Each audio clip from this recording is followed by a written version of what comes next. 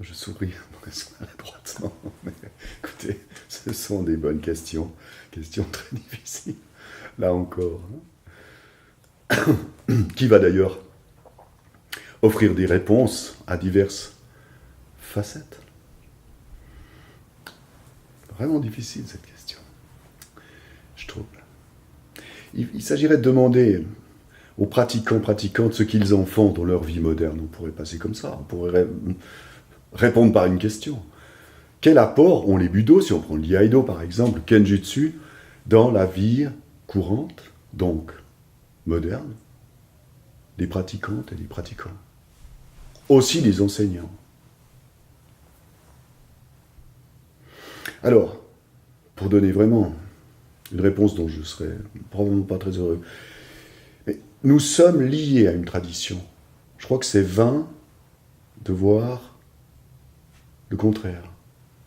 C'est clair dans l'iaido, les écoles comme Muso Shinden ou ce qu'on pratique ici. Même le judo, après tout, c'est une tradition qui a 120, 130 ans. Mais reste vrai que cette tradition, elle s'inscrit ici et maintenant dans une culture.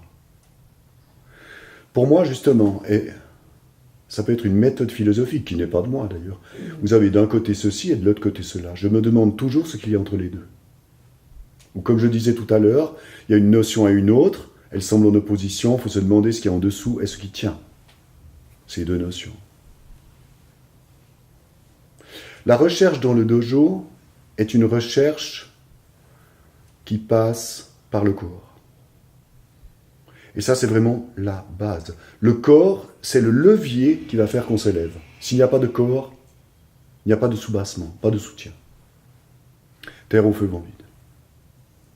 Une fois ce corps, un tant soit peu maîtrisé, nécessairement on se heurte à ce qu'on appelle le mental, disons psychisme, disons psyché, entendement, conscience, le mot m'importe peu.